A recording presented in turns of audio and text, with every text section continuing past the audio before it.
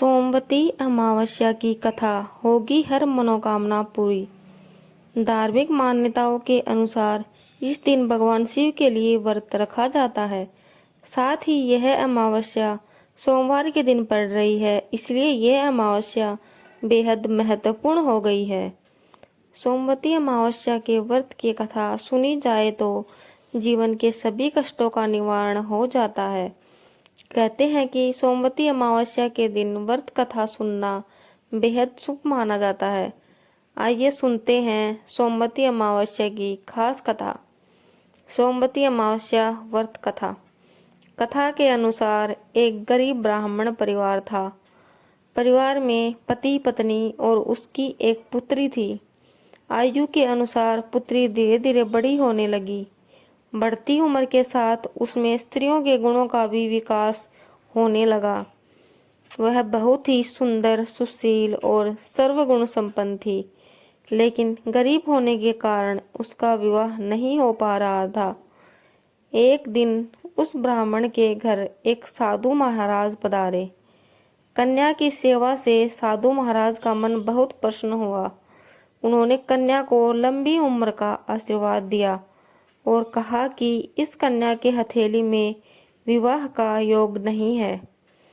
इस बात से चिंतित होकर ब्राह्मण परिवार ने साधु से उपाय पूछा कि कन्या ऐसा क्या करे कि वह उसके हाथ में विवाह योग बन जाए।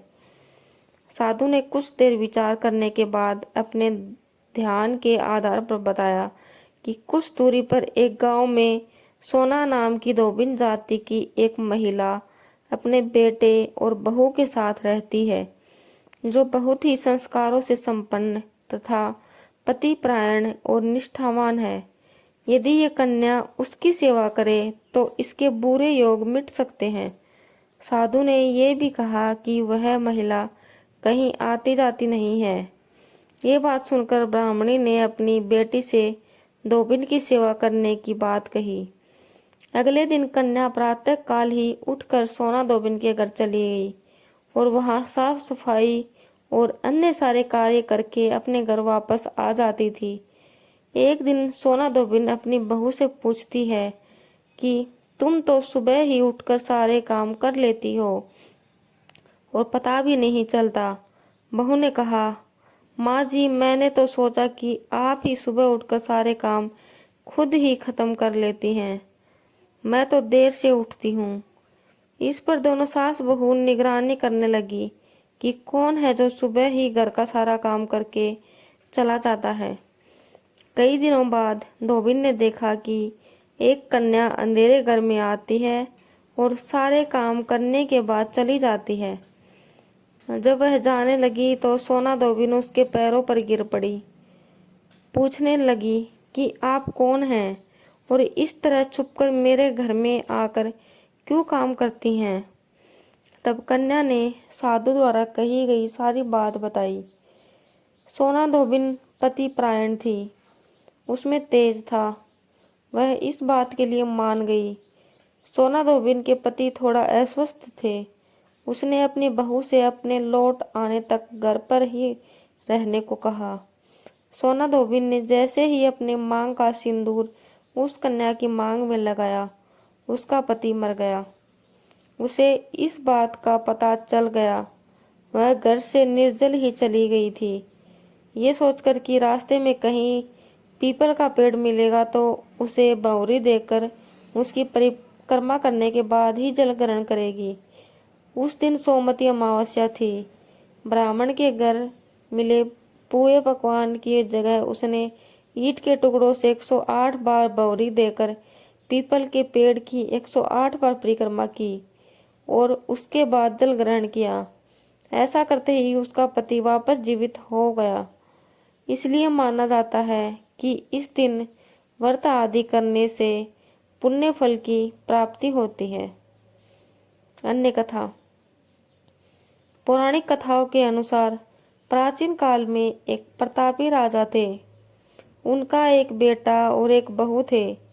एक दिन बहू ने चोरी से मिठाई खा ली और नाम चूहे का लगा दिया, जिसकी वजह से चूहे को बहुत गुस्सा आ गया। उसने मन ही मन निश्चय किया कि चोर को राजा के सामने लेकर आऊंगा। एक दिन राजा के यहाँ कुछ मेहमान आए हुए थे। सभी मेहमान राजा के कमरे में सोए हुए थे।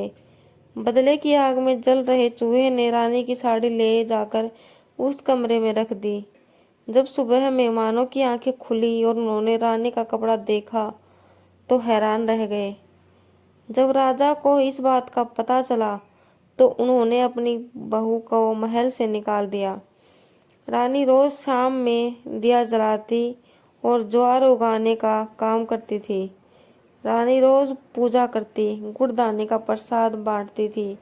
एक दिन राजा उस रास्ते से निकल रहे थे तो उनकी नज़र उन दीवों पर पड़ी।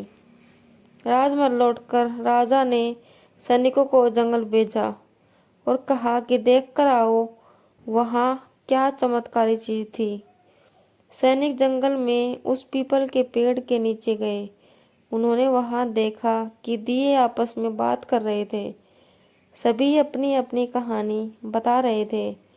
तभी एक शांत से दिए से सभी ने सवाल किया कि तुम भी अपनी कहानी बताओ।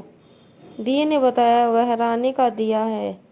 उसने आगे बताया कि रानी के मिठाई चोरी करने की वजह से चूहे ने रानी की साड़ी मेहमानों के कमरे में रख दी और बेकसूर रानी को राजा सजा मिल गई।